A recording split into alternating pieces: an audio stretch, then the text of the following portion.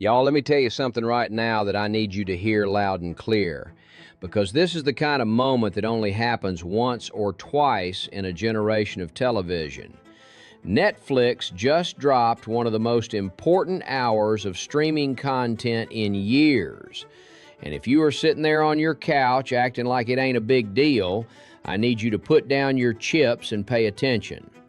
One Piece Season 2, Episode 1 just hit the screen this very morning, and it did something that almost nobody in Hollywood knows how to do anymore.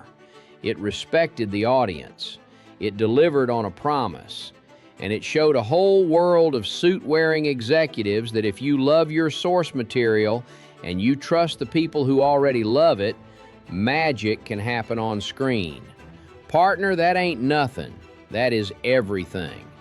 Now, before we get rolling, let me give you a real quick lay of the land for the folks who maybe came into this whole thing sideways without having read a single chapter of Ichiro Oda's manga or sat through a single episode of an anime that has been running for over 1,000 episodes.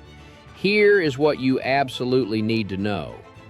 Monkey D. Luffy is a young man made of rubber, literally, because he accidentally ate what this world calls a devil fruit when he was a child, and it turned his entire body into a stretchable, punchable, cannonballing force of nature. His dream is to become king of the pirates, find a legendary treasure called the One Piece that was hidden by the greatest pirate who ever lived, a man by the name of Gold D. Roger, who was executed before the story even begins. That execution, that single moment in history, set off the entire great pirate age that the show lives inside of. And where did that execution happen? In a town called Logtown, the town of the beginning and the end. And y'all, that is exactly where we are when the curtain comes up on Season 2, Episode 1. We are standing in that very town. We are standing right at the crossroads of where everything in this universe began and where this particular crew of lovable misfits is about to sail off the edge of the known world into the grand line. Now, if you are a hardcore manga reader or an anime veteran with 1,000 episodes under your belt, here is what this episode means to you specifically. Remember how the showrunners in Season 1 told you they couldn't fit Logtown into 8 episodes? Remember how that stung a little because Logtown ain't just a stopover town. It is the symbolic heart of what Luffy's entire journey means. It is the place where the man Luffy wants to surpass was born and died, and sparked a whole era of pirates with 4 famous last words. Season 2 not only brought you Logtown, it gave you the full weight of it. Every beat, every layer. And the way they handled the execution platform scene, where Luffy climbs to the top of the scaffold where Roger was killed and just stands there looking out over the town and the sea with that big goofy grin on his face, that ain't just good television. That is Oda's entire thesis statement made flesh and put on a screen. See, here's what makes Logtown so special in the source material that the casual viewer might not fully appreciate at first glance. Roger didn't just get executed there. He laughed. He stood on that platform with the whole world watching, the Marines who'd spent years hunting him down, the civilians who feared him, the pirates who admired him, all of them staring up, and he grinned. He told everyone his treasure was out there waiting to be found. He said, if you want it, go get it.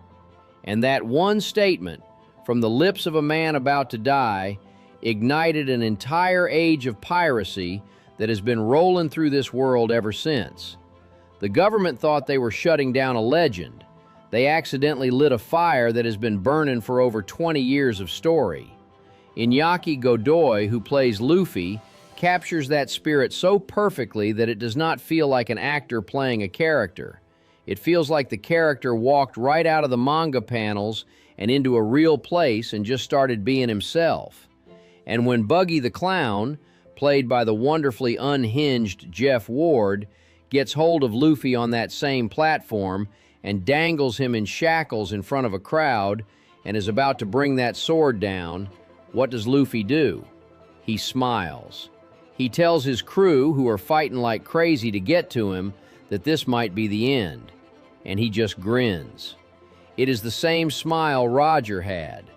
Smoker, the new Marine captain in town, played by Callum Kerr, is standing in that crowd watching this whole scene, and when he sees it, you can see the recognition on his face like a cold bucket of well water. He knows what he is looking at. He knows this kid is something different. And that single look does more character work than a whole season of expository dialogue could ever accomplish. Now let me talk about what really elevated this episode above just being a good premiere. It is the way the show handles what I'd call the mirror theme. Logtown's name in the original Japanese actually translates loosely to the prologue and the epilogue combined into one word: the town of the beginning and the end. That ain't accidental poetry. That is Ichiro Oda telling you that every story has a beginning and every story has an end. And sometimes the very place where one thing dies is the exact place where something new gets born. Roger's era ended on that scaffold. Luffy's era begins in the same spot.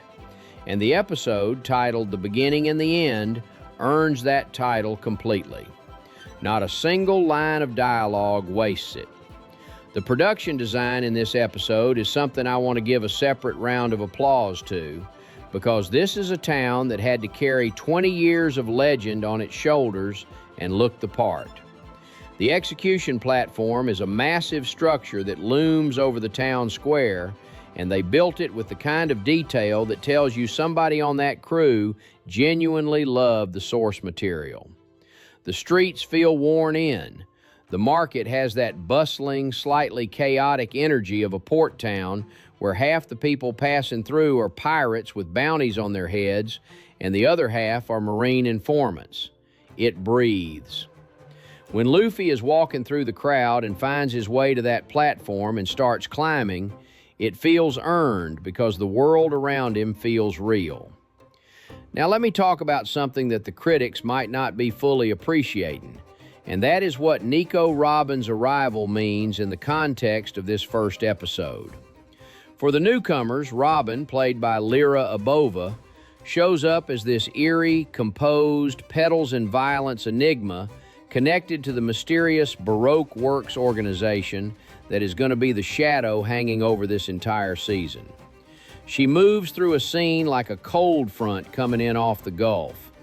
Her devil fruit ability lets her sprout body parts, specifically arms and hands, out of surfaces and out of other people's bodies, and the show wastes absolutely zero time being squeamish about how unsettling that is to watch in live action. The way they staged her opening sequence tells you everything you need to know about what this character is about without her having to explain herself. She is elegant, and she is dangerous, and she is operating with information and agenda that nobody else in the room fully understands. That is exactly who Robin is supposed to be. For the manga and anime fans, that Robin entrance is doing a whole lot of heavy lifting. She is introduced here as a villain, or at least somebody running with villains, which is exactly how Oda wrote her. And the show is clearly setting up the long game on her character arc, which, if they play it right, is going to be one of the most emotionally devastating and rewarding storylines this show ever produces.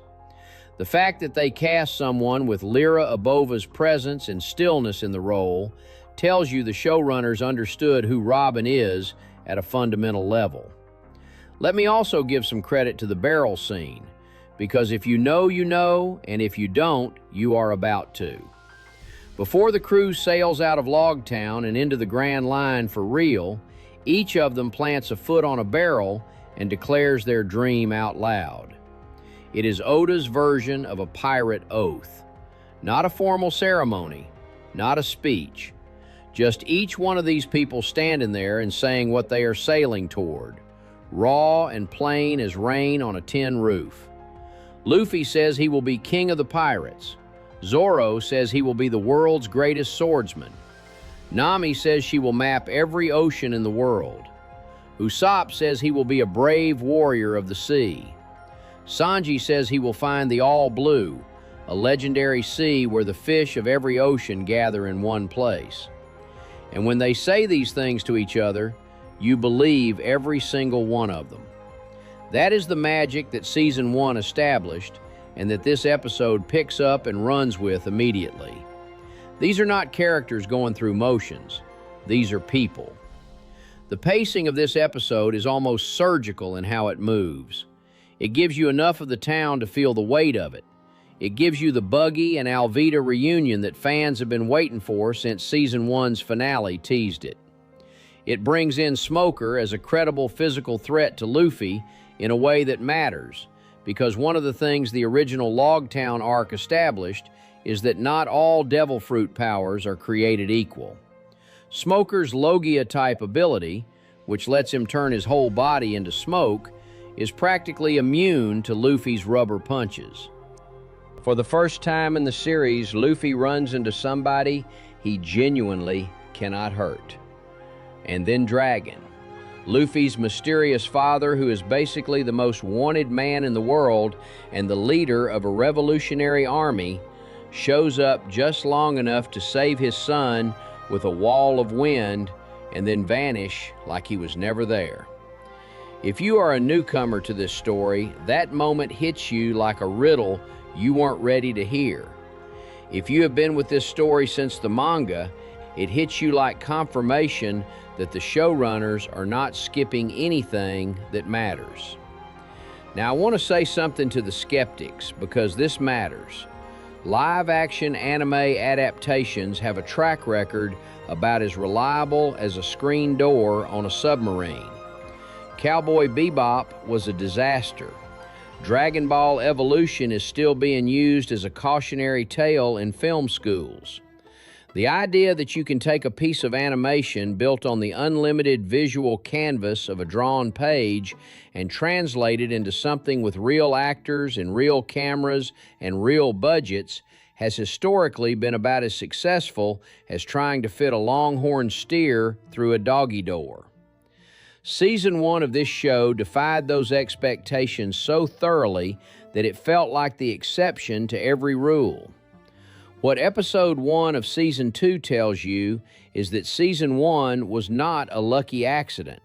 It was a foundation, and they are building on it with confidence and craft. The reason this show works where so many others have failed comes down to something real simple. The people making it are not embarrassed by the source material. They are not trying to make it cool for people who don't already love it by stripping out the things that make it specific and strange and uniquely itself. When Buggy's detached hand skitters across the floor or Luffy's arm stretches across 3 city blocks, the show doesn't flinch. It commits. And when the emotional moments arrive, and they do arrive in this episode, when Luffy stands on that platform and looks out at the horizon that is going to swallow him whole and just laughs, the show doesn't undercut it with a joke or a wink. It sits in it. It lets you feel it. That is the difference between creators who love what they are making and creators who are just executing a contract. Here is my honest take on where Episode 1 sits in the bigger picture. This ain't just a good opener. This is a statement of intent. The show is telling you that it understands what made the Grand Line era of this story so beloved for so many years. It is the variety. The islands like their own little worlds. The crew that has moved past the awkward introduction phase and into genuine family territory. The villains who are weird and specific and sometimes genuinely scary. The moments of real grief buried inside the goofiness.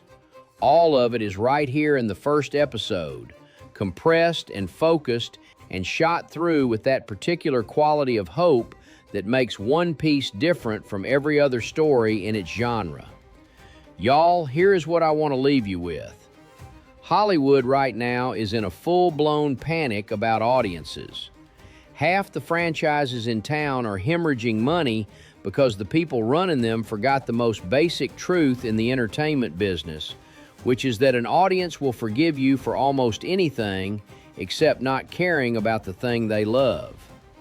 The One Piece live-action team cares. You can feel it in every frame of this episode, in the way the costumes look like they were pulled straight from a panel, in the way the score swells at exactly the right moment, in the way the cast carries themselves like they have been these people their whole lives. This is what it looks like when a production earns its place in a beloved universe instead of just renting a room in it. The beginning and the end. That is what they called this episode. And right now, sitting here on the other side of it, it feels like both. It is the end of the setup, the end of the table setting, the end of the proving period, and it is the beginning of something that might just go all the way. Just like the man on that scaffold said a long time ago in Logtown, his treasure is out there waiting. And right now, One Piece Season 2 is pointing at the horizon and grinning. Go get it.